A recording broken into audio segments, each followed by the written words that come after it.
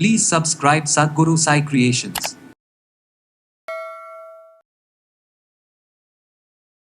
Autism இருக்கக்கூடிய குழந்தைகளுக்கு அதுக்கப்புறம் கொஞ்சம் ஸ்லகிஷாக இருக்கக்கூடிய, அதாவது வயதிற்கேற்ற ஒரு சுறுசுறுப்பு இல்லாமல் மந்தமாக இருக்கக்கூடிய சில குழந்தைகள் வலிப்பு நோய் முழுவதுமாக குணம் அடையலாம். சித்த மருந்துகள் எடுத்து இதை நிச்சயமாக குணப்படுத்த முடியும். சிறுநீரக செயல்பாடு கொஞ்சம் குறைஞ்சதுனால கை கால்கள் எல்லாம் வீக்கம் இருக்குது, கால் பாதங்களில் வீக்கம் இருக்குன்னா தேனில் காலையில் டெய்லி கொடுக்கணும், இரவு நேரத்தில் வெந்நீரில் கலந்து கொடுக்கணும்.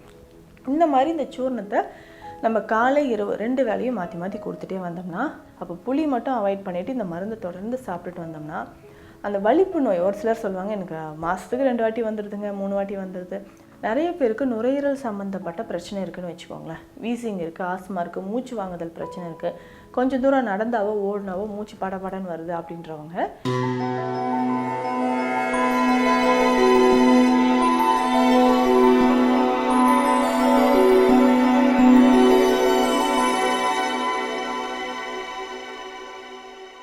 சத்குரு சாய் கிரியேஷன் வியூவர்ஸ் அனைவருக்கும் வணக்கம். நான் டாக்டர் நித்யா, சித்தா ஃபிசிஷியன். மூளையோட செயல்பாடு சரியாக இருக்கணும். அதுவும் முக்கியமாக குழந்தைகளுக்கு ஞாபகத்திறன் சரியாக இருக்கணும், அவங்க நல்லா படிக்கணும், கான்சன்ட்ரேஷன் கரெக்டாக இருக்கணும். பேசிக்காக இது நமக்கே தெரியும், வல்லாரையை தான் நம்ம பயன்படுத்தும். இப்போ வல்லாரையில் இருக்கக்கூடிய அந்த சத்துக்கள் எல்லாமே பிரெயின் செல்ஸை ஆக்டிவேட் பண்ணும். இதில் இருக்கக்கூடிய ஆல்கலாய்ட்ஸ் இருக்கட்டும், எல்லாமே என்னென்னா அந்த பிரெயின் செல்ஸை ஆக்டிவேட் பண்ணுது. ஞாபக சக்தி இல்லையா, வல்லாரையை நம்ம எடுத்துப்போம். அந்த மாதிரி ஆட்டிசம் இருக்கக்கூடிய குழந்தைகளுக்கு அதுக்கப்புறம் கொஞ்சம் ஸ்லகிஷாக இருக்கக்கூடிய, அதாவது வயதிற்கேற்ற ஒரு சுறுசுறுப்பு இல்லாமல் மந்தமாக இருக்கக்கூடிய சில குழந்தைகள், ரொம்ப நம்ம கூப்பிட்டா ரெஸ்பான்ஸ் ரொம்ப ஸ்லோவாக இருக்குது, ஐ கான்டாக்ட் இல்லாமல் இருக்குது, ஆட்டிசம் மாதிரி கிடையாது ஆனால் கொஞ்சம் ஸ்லோ லேர்னர் தான் அப்படின்ற மாதிரி இருக்கக்கூடிய குழந்தைகள். அடுத்தது முக்கியமாக வலிப்பு நோய் இருக்கக்கூடியவங்க. இந்த வலிப்பு நோய் அப்படின்னு பார்த்தோம்னா குழந்தை பருவத்திலேருந்தே நிறைய பேருக்கு அப்படியே அடல்ட்ஸ் ஆனதுக்கப்புறம் வாழ்நாள் முழுவதும் தொடர்ந்துக்கிட்டே கூட இருக்கும். இதுக்கான மருந்து டெய்லி நான் சாப்பிட்டுக்கிட்டே இருக்கேன்னு சொல்லுவாங்க.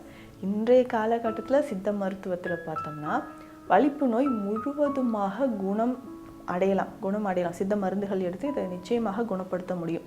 ஸோ இந்த மாதிரி மூளை தொடர்பான சில பிரச்சனைகளுக்கு வல்லாரையை நம்ம பெஸ்ட் மெடிசனாக காலமாக நம்ம பயன்படுத்திட்டு இருக்கிறோம். அதாவது தேரேர் யமக வெண்பான்ற நூலில் சொல்லியிருக்கிற மாதிரி இந்த சரஸ்வதி சூர்ணம் ரொம்ப ரொம்ப முக்கியமானது. இதில் நிறைய முறைகள் இருக்குது. சரஸ்வதி சூர்ணத்தில் நிறைய முறைகள் இருக்குது. இதில் ஒரு முறையை பற்றி இப்போ நான் உங்களுக்கு சொல்கிறேன்.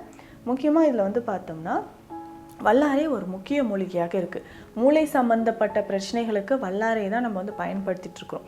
இந்த வல்லாரை பொடியை நம்ம எடுத்துக்கணும். வல்லாரை பொடியை நல்லா ஜலிச்சு எடுத்துக்கணும். ஸோ நல்லா அதில் எதுவுமே சின்ன சின்னதாக துகள்கள் எதுவும் இல்லாமல் ஃபைன் பவுடரை நம்ம ஜலிச்சு எடுத்து வச்சுக்கணும் இந்த வல்லாரையை. இது கூட நம்ம என்னென்ன சேர்க்க போகிறோம் அப்படின்னு பார்த்தோம்னா வசம்பு முக்கியமான ஒரு மூலிகைன்னு சொல்லலாம். இந்த வசம்பை பொறுத்த வரைக்கும் எதற்குன்னா நம்ம உடலில் எங்கே டாக்ஸின்ஸ் நச்சுக்கள் இருந்தாலும் டைஜஷனை ப்ரொமோட் பண்ணுறதுக்கு, குழந்தைகளுக்கு எல்லாம் பார்த்தோன்னா இதுக்கு பிள்ளை வளர்ப்பான் அப்படின்னே பேர். குழந்தைகளுக்கு இருக்கக்கூடிய வயிறு சம்மந்தப்பட்ட பிரச்சனைகளை குணப்படுத்துவதற்கு இந்த வசம்பு ரொம்ப ரொம்ப முக்கியம். அதே மாதிரி சிறுநீரகம் தொடர்பான பிரச்சனைகள் இருக்குன்னு வச்சுக்கோங்களேன். சிறுநீரகம் சுருங்கி இருக்குது, சிறுநீரக செயல்பாடு கொஞ்சம் குறைஞ்சதுனால கை கால்கள் எல்லாம் வீக்கம் இருக்குது, கால் பாதங்களில் வீக்கம் இருக்குன்னா இந்த வசம்பை என்ன பண்ணுவாங்கன்னா பசும்பால் விட்டு இழைச்சி வயிறை சுற்றி பத்து போடலாம். அதே மாதிரி முதுகு பகுதியில் இருக்கக்கூடிய அந்த கிட்னி லொக்கேட்டாக இருக்கக்கூடிய இடத்துல நம்ம பத்து மாதிரி போட்டுட்டு வரலாம். ஸோ அந்த வசம்பு அவ்வளோ சக்தி வாய்ந்த மருத்துவ குணங்கள் நிறைந்த வசம்பு தான் இதில் பயன்படுத்த போகிறோம். இந்த சூர்ணத்தோட பெயர் சரஸ்வதி சூர்ணம். பொதுவாக சரஸ்வதி அப்படின்னாவே நம்ம படிப்புக்கு தேவையான நம்ம கொடுக்கக்கூடிய ஒரு கடவுள் அப்படின்னு தான் சொல்கிறோம். அப்போது கடவுளே நமக்கு அருளிய ஒரு மருந்து மாதிரி தான் இதை சித்த மருத்துவத்தில் நம்ம பயன்படுத்திட்டு வரோம். வல்லாரை, வசம்பு, கொஞ்சமாக இது கூட சீரகம். இது கூட என்ன பண்ணுறோன்னா தேவை ஏற்பட்டால் கற்கண்டு கொஞ்சமாக நம்ம சேர்த்துக்கலாம், இல்லைனாலும் விட்டுலாம். ரொம்ப சின்ன குழந்தைங்களுக்குலாம் நம்ம கொடுக்குறோன்னா கற்கண்டு சேர்த்து கொடுக்கறது நல்லது. ஸோ இந்த மூலிகையை எந்தெந்த ரேஷியோவில் எடுக்கலாம் அப்படின்னு பார்த்தோம்னா, இப்போ வல்லாரை ஒரு 250 கிராம் எடுக்கிறோம் அப்படின்னா வசம்பு ஒரு 50 கிராம் அளவுக்கு போதுமானது. ஸோ 250 கிராம் வல்லாரை, வசம்பு ஒரு 50 கிராம் எடுக்கிறோம். கற்கண்டு தேவைப்பட்டால் ஒரு 50 கிராம், சீரகம் தேவைப்பட்டால் 100 கிராம் எடுக்கணும். இது ரெண்டுமே, அதாவது நமக்கு வசம்பும் கற்கண்டும் ஒரே அளவில் எடுத்துக்கிறோம். சீரகம் தேவையான அளவுக்கு 100 கிராம் அளவுக்கு எடுத்துக்கிறோம். இந்த ரேஷியோவில் எல்லாமே தனித்தனியாக நம்ம பவுடர் பண்ணிவிட்டு அதுக்கப்புறம் ஒன்றா இதை நல்லா மிக்ஸ் பண்ணி எடுத்து வச்சுக்கணும். இந்த சூரணம், இந்த சரஸ்வதி சூரணம் தான் எதற்கெல்லாம் நம்ம பயன்படுத்தலாம்ன்றதையும் பார்க்கலாம். யார் யார் எந்த அளவுக்கு எடுக்கலாம் அப்படின்றதும் பார்க்கலாம். இதை ஒரு நாளைக்கு 2 வேளை கொடுக்கலாம். இப்போது ஆட்டிசம் தொடர்பான பிரச்சனை இருக்குது, இல்லை மூளை கொஞ்சம் பிரச்சனை இருக்குது, மூளை பகுதி வந்து பிறக்கும்போதே சிலருக்கு வந்து பார்த்தோம்னா சுருங்கின மாதிரியே இருக்கும். ஸோ வளர்ச்சின்றது ரொம்ப இல்லாத மாதிரி இருக்குங்க, இவங்களுக்கு ஐக்யூ வந்து ஜென்ரலாகவே கம்மியாக தான் இருக்குது. இந்த மாதிரி கண்டிஷனில் இருக்கிறவங்களுக்கு தாராளமாக இந்த சரஸ்வதி சூர்ணத்தை கொடுக்கலாம். எப்படி இந்த குழந்தைகளுக்கு நம்ம பயன்படுத்த போகிறோம் அப்படின்னு பார்த்தோம்னா, ஒரு 1/2 ஸ்பூன் அளவுக்கு 2 கிராம் போதுமானது. காலையில் தேனில் கலந்து கொடுக்கணும். அதே இந்த சூர்ணத்தை இரவு நேரத்தில் வெந்நீரில் கலந்து கொடுக்கணும். தேனில் காலையில் டெய்லி கொடுக்கணும், இரவு நேரத்தில் வெந்நீரில் கலந்து கொடுக்கணும். இந்த மாதிரி இந்த சூர்ணத்தை நம்ம காலை இரவு 2 வேளையும் மாற்றி மாற்றி கொடுத்துட்டே வந்தோம்னா ஒரு நம்ம வந்து அந்த வளர்ச்சியே, அந்த மாற்றத்தை கண்கூட நிச்சயமாக பார்க்க முடியும். எத்தனையோ ஆட்டிசம் இருக்கக்கூடிய குழந்தைகளுக்கு நம்ம இதை கொடுத்து ஒரு நல்ல ஒரு ரிசல்ட் இருக்குது. இது கூட இன்னும் சில மருந்துகளும் கொடுப்போம்.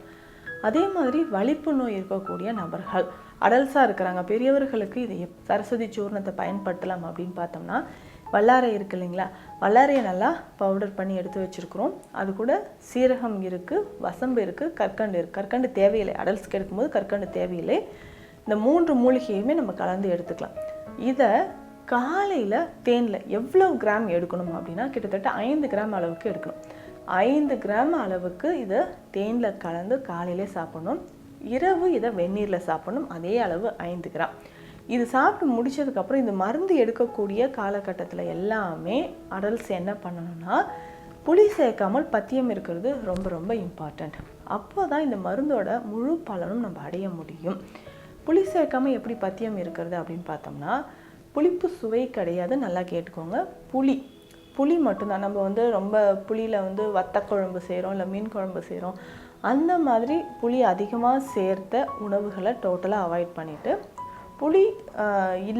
புளி இல்லாமல் நம்ம மற்ற பொருட்கள், தக்காளி சேர்த்து சாப்பிட்றது, எலுமிச்சம்பழம், இது எல்லாமே சேர்த்துக்கலாம். அப்போ புளி மட்டும் அவாய்ட் பண்ணிவிட்டு இந்த மருந்தை தொடர்ந்து சாப்பிட்டுட்டு வந்தோம்னா அந்த வலிப்பு நோய், ஒரு சிலர் சொல்லுவாங்க எனக்கு மாதத்துக்கு 2 வாட்டி வந்துடுதுங்க, 3 வாட்டி வந்துடுது, 2 மாதத்துக்கு 1 வாட்டி வருது. ஸோ அந்த டியூரேஷன் வந்து வராமல் இருக்கும். நாளடைவில் இதை தொடர்ந்து சாப்பிட்டுட்டே வந்தோம்னா அந்த வலிப்பு வர்றதுக்கான அறிகுறியே இல்லாமல் காணாமல் போயிடும் அப்படின்னு சொல்லலாம். இது வேறு எந்த நோய்க்கெல்லாம் நம்ம எடுத்துக்கலாம் அப்படின்னு பார்த்தோம்னா, நுரையீரல் சம்மந்தப்பட்ட நோய்க்கு இதை கொடுக்கணுன்னா இதனோட கொஞ்சம் மிளகு, சிற்றரத்தை சேர்த்துக்கலாம். நம்ம ஆல்ரெடி என்னென்ன மூலிகைகள் சேர்த்துருக்கோம் சரஸ்வதி சூர்ணத்தில் அப்படின்னு பார்த்தோம்னா, வல்லாரை வந்து மெயின் இன்க்ரீடியன்ட், இதோட வசம்பு சீரகம் சேர்த்துருக்குறோம். இதோட கொஞ்சமாக 50 கிராம் அளவுக்கு மிளகு, 50 கிராம் அளவுக்கு சிற்றரத்தை பொடி, இது ரெண்டுமே சேர்த்து நம்ம கலந்து சாப்பிடும்பொழுது நிறைய பேருக்கு நுரையீரல் சம்மந்தப்பட்ட பிரச்சனை இருக்குதுன்னு வச்சுக்கோங்களேன். வீசிங் இருக்குது, ஆஸ்மா இருக்குது, மூச்சு வாங்குதல் பிரச்சனை இருக்குது, கொஞ்சம் தூரம் நடந்தாவோ ஓடினாவோ மூச்சு படபடன்னு வருது அப்படின்றவங்க இது கூட இந்த 2 மூலிகையும் சேர்த்து சாப்பிடலாம். ஸோ இந்த மாதிரி காலையில் தினமும் இந்த சூரணத்தை தேனோடு கலந்து சாப்பிட்டுட்டு அதுக்கப்புறம் இரவு நேரத்தில் என்ன பண்ணலான்னா வெந்நீரில் கலந்து குடிச்சிட்டு வரலாம். ஸோ இந்த மாதிரியான இந்த சூர்ணத்தை வெவ்வேறு நோய்களுக்கு வெவ்வேறு மாதிரி மூலிகைகள் எல்லாமே சேர்த்து நம்ம பயன்படுத்தும் போது அதிக பலன் கிடைக்குது அப்படின்னு சொல்லலாம். முக்கியமாக குழந்தைகளுக்கு மறதி நோய் இருக்குது, இல்லை ஆட்டிசம் மாதிரியான ஆட்டிசம் பிரச்சனை இருக்கிறவங்களுக்கு என்ன பண்ணுறோன்னா, வல்லாரையை நெய்யோடு சேர்த்து மருந்தாக காய்ச்சியே நம்ம கொடுக்குறோம். இல்லைன்னா இந்த சரஸ்வதி சூர்ணத்தையும் நெய்யில் கலந்து வச்சுட்டு காய்ச்சி அதை கொடுத்தோம்னா அதுவும் இன்னும் கூடுதல் பலனை நமக்கு தருதுன்னு சொல்லலாம். ஸோ இந்த மாதிரி மூளை சம்மந்தப்பட்ட பிரச்சனைகளுக்கு, இல்லை வலிப்பு சம்மந்தப்பட்ட பிரச்சனைகளுக்கு இந்த சரஸ்வதி சூர்ணம் அப்படின்றது ஒரு எக்ஸலண்ட்டான ஒரு மெடிசனாக இருக்குன்னு சொல்லலாம். இந்த பதிவு உங்களுக்கு பயனுள்ளதாக இருக்கும்னு நம்புகிறேன். மீண்டும் அடுத்த பதிவில் சந்திக்கலாம். நன்றி.